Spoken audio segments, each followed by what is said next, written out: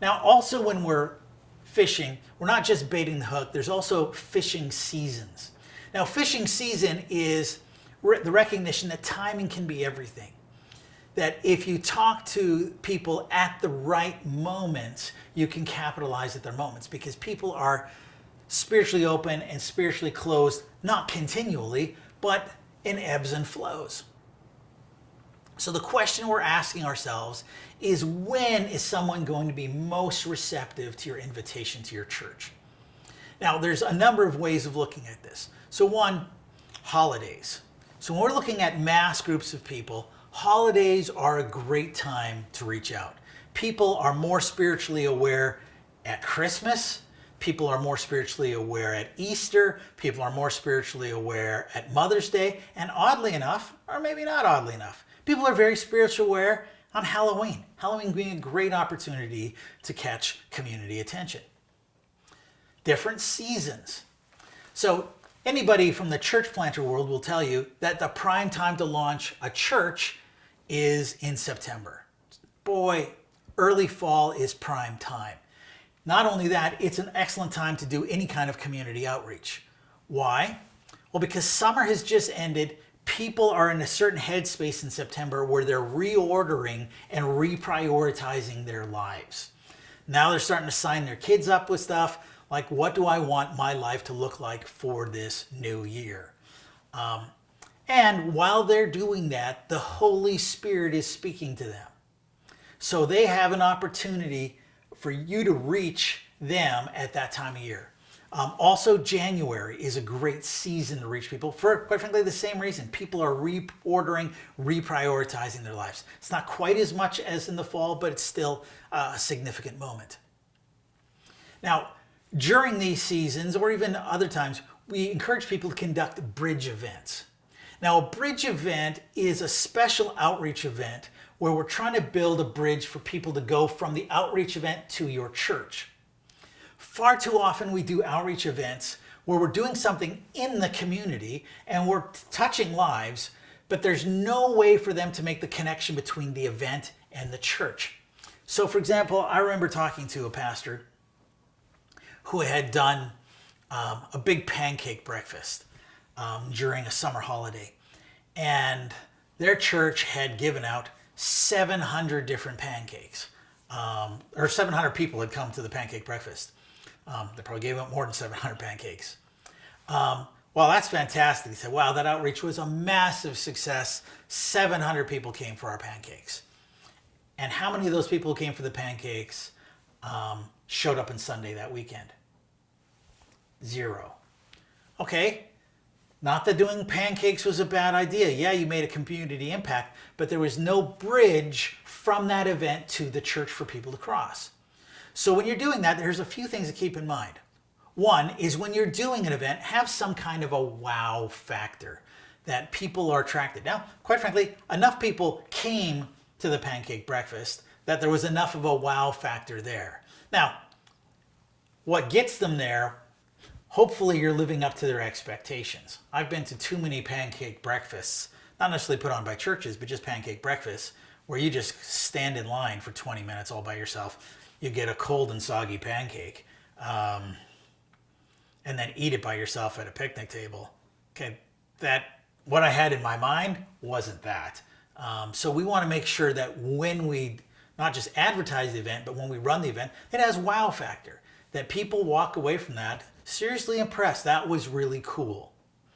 Then we want to make sure that the event itself has a relationship building component. So with the pancake breakfast, I came, stood in line for 20 minutes by myself. Nobody talked to me. I got a pancake number 522 from a grumpy volunteer, and I sat at a sticky table and ate that pancake alone by myself and nobody talked to me. What if, while I was in line, there were people working the line, connecting with me, talking with me, finding out who I was? So it felt like a social experience. What if I went to a table, people at that table also talked to me, that each table maybe had a host that would engage with me, that actually made a community connection? So no matter what you're doing, and I'm just using that as an example, there should be a relationship building component to the outreach event. There should also be a clear next step. So some people talk about this like an invitation to a second date. So look back in your lives, and maybe if you're not married, hypothetically, but those of you who are married, this should make sense. Men, when you had that first date with the woman who is now your wife, when were you thinking about asking her out on the second date? Well, for most guys, you were planning the second date during the first date. Okay, for the ladies, if he didn't call you for that second date for 9 months after the first date, would there have ever been a second date? Well, probably not. Okay, but isn't this the way we do church outreach all the time? We don't have them invited out to something else. A bridge event is at that event, there's a second date. That when I come and get my pancake, I'm also personally getting invited out to the baseball game next week or some other kind of thing, that there's a second date in mind, that there's a clear next step. And that could be to the church, and the more relational we can make that invitation, the better, but have a clear next step. And then follow up.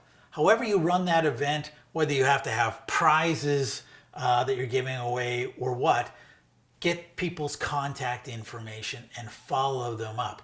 And what you're following up with is that invitation to a second date. You don't want to be spamming them and giving them a whole bunch of stuff about things that they're not interested in, but invite them out to that second event. Now, beyond bridge events, there's also personal transitions. So when someone individually in their lives, there's times where they become spiritually open. Now, personal transitions would be like, I just moved to a new town. So some churches take advantage of this using a service like Welcome Wagon or working with real estate agents that you're new to our town gift package. Personal transitions could be getting a new job or losing a job sometimes. That'd be more personal crisis. But those are things, having a baby, that's a personal transition. So some of those big moments in life, people become very, very spiritually receptive. And there's different ways you can target those people and reach those people at those moments. Personal crisis works the same way. People are often very spiritually aware during personal crisis. And quite frankly, we are the church. We're kind of supposed to help people in personal crisis. So death, divorce, sickness, those kinds of things, job loss. We can be there for people and show Christ's love at those critical moments. And people respond very positively when we do that. So the whole idea behind this fishing season concept is just a recognition. People are more open to the gospel at some times than at others. Can we be wise master builders and take advantage of those good opportunities? Sometimes I talk about using the right fishing rod. So there's different tools and techniques we can use to reach out to people. Now, one is mass communication. So there's TV, radio, billboards. As a general rule, I'm not a big fan of mass communication. And the reason is that it's generally financially inefficient. When I invest, say, in a TV commercial, I'm paying for the full cost of that commercial reaching a huge area of people who are far too far away to ever drive to my church. But I'm paying for that. Same thing with radio. Yeah, I'm reaching my target area, but I'm also paying to reach areas that people would not respond. Newspaper, billboards often do that. So if I'm selling Coke, and I'm selling Coke all over the place and all over your province or state, then you know what? TV, radio, those things, that makes perfect sense. But for an individual church, as a general rule, it's going to be very financially inefficient to use those methods. Now, direct communication, this I do strongly encourage. So I've already talked a little bit about using direct mail, but Facebook, 70% of North American adults use Facebook. It is a fantastic tool if you use it well. Now, some people say, oh, we already have a Facebook page. I'm not talking about your Facebook page. I'm talking about Facebook advertising, when you're paying money to reach people. Now, this requires a skill set. If you do not have that skill set, use a professional.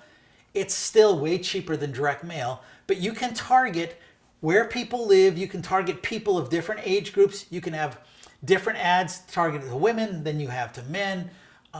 You can target according to people's interests. You can really fine tune your target and be noticed. Facebook advertising is a fantastic tool. So that's what I'm talking about, direct communication, where you're actually doing a lot more targeting. Personal communication. This is where you're equipping your own people to be inviters. So we're giving things in the hands of your own people to share. So it could be a physical invitation or brochure or tickets to a financial seminar that they can hand out. It could be some kind of an email blast, but we want to give our own people ways that they can personally invite their friends, their neighbors, their coworkers.